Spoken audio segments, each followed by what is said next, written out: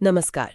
आज जिन सूत्रों पर हम थोड़ी गहराई से बात कर रहे हैं वो है इजराइल और ईरान के बीच जो हालिया तनाव है उसकी एक बहुत ही गंभीर तस्वीर दिखा रहे हैं। हाँ बिल्कुल। हमारा मकसद है इन जानकारियों की तह तक जाना, मतलब इनको समझना कि असल में क्या अहम है।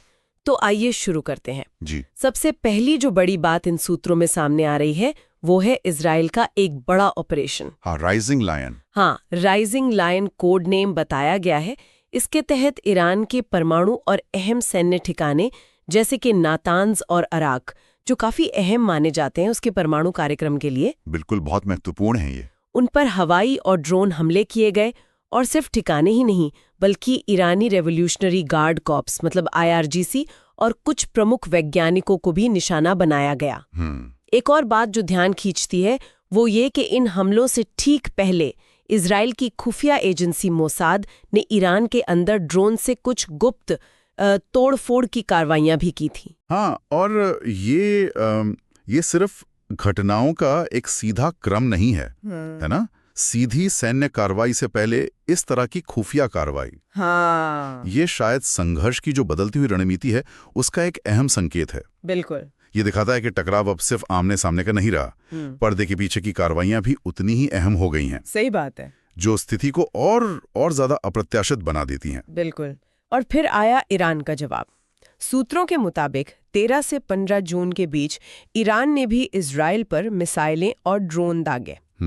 हालांकि ये भी बताया गया है कि इजरायली डिफेंस सिस्टम ने ज्यादातर हमलों को नाकाम कर दिया, पर अफसोस की बात यह है कि दोनों तरफ आम नागरिकों को नुकसान पहुंचा जाने गई। हाँ, ये दुखद है। और एक आंकड़ा जो हालात की गंभीरता दिखाता है वो ये कि इजरायली बमबारी के बाद तेहरान से करीब 1 लाख लोगों को शहर छोड़कर जाना पड़ा। 1 लाख, ये बहुत बड़ी संख्या है। सोचिए, राजधानी से इतने लोगों का निकल जाना, मतलब डर का माहौल कितना गहरा होगा। बिल्कुल। और ये जो मानवीय पहलू है ना, तेहरान से ये पलायन, ये ज़मीनी हकीकत को सामने लाता है जिसे हम नजरअंदाज नहीं कर सकते। हाँ, इसी तनाव भरे माहौल में फिर 18 जून को ईरान के सर्वोच्च नेता अयातुल्ला खामेनेई का बयान आता है। हाँ, वो बयान काफी सख्त था। बिल्कुल, उन्होंने अमेरिका की उन मांगों को सिरे से खारिज कर दिया जिनमें ईरान से पीछे हटने को कहा गया था। उसे उन्होंने बेतुकी बयानबाजी कहा।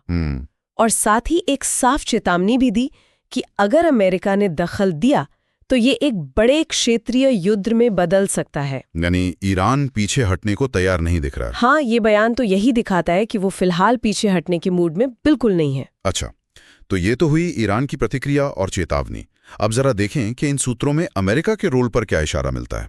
एक दिलचस्प जानकारी ये है। हाँ, वो ट्रंप वाली बात। हाँ, पूर्व अमेरिकी राष्ट्रपति ट्रंप, जिनका प्रभाव अभी भी माना जाता है, उन्होंने कथित तौर पर ईरान पर संभावित अमेरिकी हमलों की एक योजना को मंजूरी दी थी।